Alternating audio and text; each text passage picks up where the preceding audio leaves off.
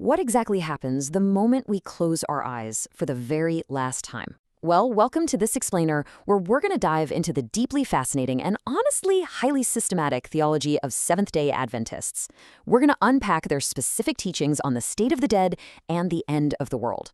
And whether you're already intimately familiar with these concepts or you're hearing them for the absolute first time, seeing how this entire theological puzzle pieces together into one single, coherent picture is just incredibly interesting. To really wrap our heads around their unique perspective, we kind of have to start by looking at a super common cultural assumption. You know the phrase, right? You hear it at funerals all the time. Grandma's in heaven looking down on us right now. It's a comforting thought for a lot of people. But we have to ask, does that idea actually align with the Adventist reading of Scripture? Well, as we're about to see, their answer is a flat-out no. And the reasons why are rooted in a totally different understanding of human nature. So here's our roadmap for the explainer today. We'll start with the sleep of death and the biblical evidence, look at the comfort and protection this theology brings, and then trace the timeline through the first resurrection, the 1,000-year millennium, right up to the final cleansing. Okay, part 1. The sleep of death, rethinking the soul. This is the foundational premise that shifts the entire paradigm. Right at the core of this theology is a concept known as conditional immortality.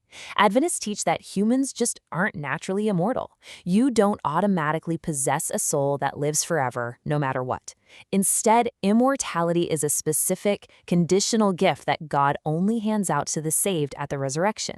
And flowing directly from that idea is the belief that the dead are currently completely unconscious. They aren't up in heaven, and they definitely aren't in a burning hell. They're in a state they call soul sleep, just resting in the grave, totally unaware until Christ calls them up. It helps to think of it like a mathematical equation right out of Genesis chapter 2. In the traditional view, death is essentially subtraction. You take the body, subtract the breath, and you're left with a conscious soul that floats away to heaven. But the Adventist view, it treats creation as addition. God took the dust of the earth, added the breath of life, and boom, the result was a living soul. So you don't have a soul that detaches and flies away. You are a living soul. When you die, the breath just returns to God, and the person returns to the dust. Moving into part 2, the biblical evidence. Let's look at the textual receipts. For Adventists, the story of Lazarus in John chapter 11 is a massive piece of the puzzle. I mean, think about it. Lazarus was dead for 4 whole days, yet Jesus literally referred to his condition as sleep. The major point Adventists make here is this. If Lazarus had been enjoying the absolute bliss of paradise for 4 days, dragging him back to a decaying earthly life would have been incredibly cruel. Plus, when Lazarus comes back, he gives absolutely zero reports of visiting heaven. His silence is deafening. For Adventists, he had nothing to report because he was just asleep. Even his sister Martha says her hope wasn't that he was currently in heaven, but that he'd rise at the last day. They also lean really heavily on Old Testament texts to back this up. The most famous one is this incredibly straightforward quote from Ecclesiastes 9:5. "The living know that they will die, but the dead know nothing." They pair this with verses from Psalms and Job to show that in death, human thoughts just perish. There's no working, no thinking, no praising God in the grave until the resurrection wakes them up. So, part 3, comfort and protection, the pastoral why. You might be wondering why a doctrine about lying unconscious in a grave is actually viewed as good news. To get the why, we have to look at the psychological and, frankly, protective reasons behind it. The foundational Adventist author Ellen G. White wrote extensively about this. She traces the whole idea of an immortal soul all the way back to the Garden of Eden, specifically to the serpent saying, "Ye shall not surely die." Adventists view that as the original lie. White argued that if you believe the dead are conscious right now, you are throwing the door wide open to dangerous spiritualism. If you think you can talk to departed loved ones, you're setting yourself up for demonic deception. So soul sleep is seen as a literal vital shield against that. And there's a deeply pastoral side to this too. Revelation promises a heaven with no more sorrow, crying, or pain. But if a mother is up in heaven, leaning over the balcony, watching her kids grieve or get sick or go through the horrors of war down on earth, how could she possibly be free of sorrow? Pastorally, Adventists argue that soul sleep is profoundly more comforting. The dead get to rest completely untroubled by the tragedies of earth.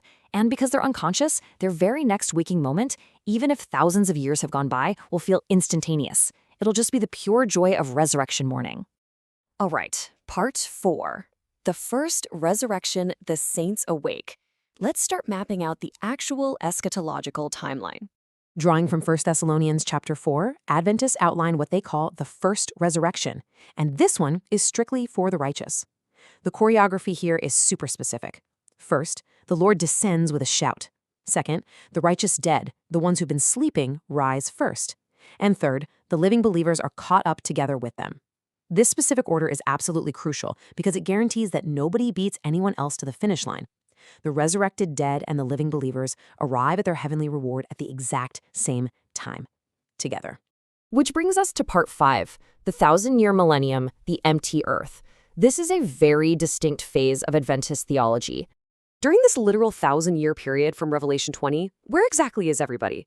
Well, it's a wildly different picture than you might think. The righteous, they're up in heaven, reigning with Christ, and get this, actually reviewing the records of God's judgment to make sure everything is totally transparent and just.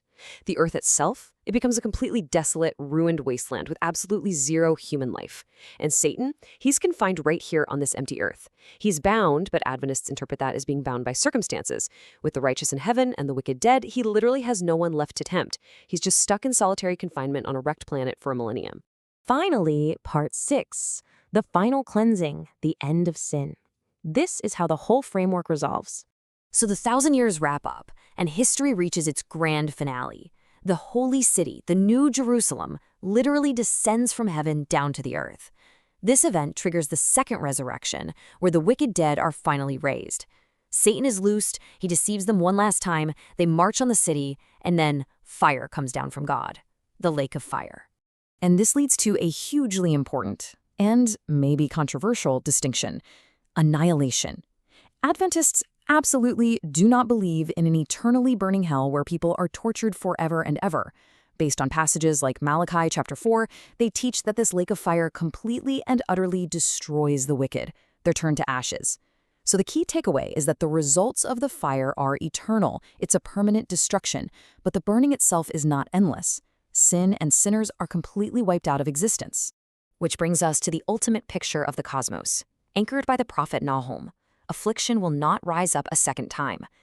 You see, their eschatology doesn't end with a universe forever split down the middle between a blissful heaven and a screaming hell. Not at all. It ends with a beautifully, perfectly purified new heavens and new earth. Sin is gone. Suffering is eradicated. The former things have truly passed away forever. As we wrap up this explainer today, I want to leave you with one final thought to chew on. What really is the philosophical difference between a universe that contains eternal, ongoing suffering and a fully cleansed universe where suffering is just gone forever? Consider how this highly systematic view changes the ultimate conclusion of the human story. By entirely rethinking what the soul is and how the end of the world plays out, this theology invites us all to deeply ponder the very nature of ultimate justice, divine mercy, and eternal peace.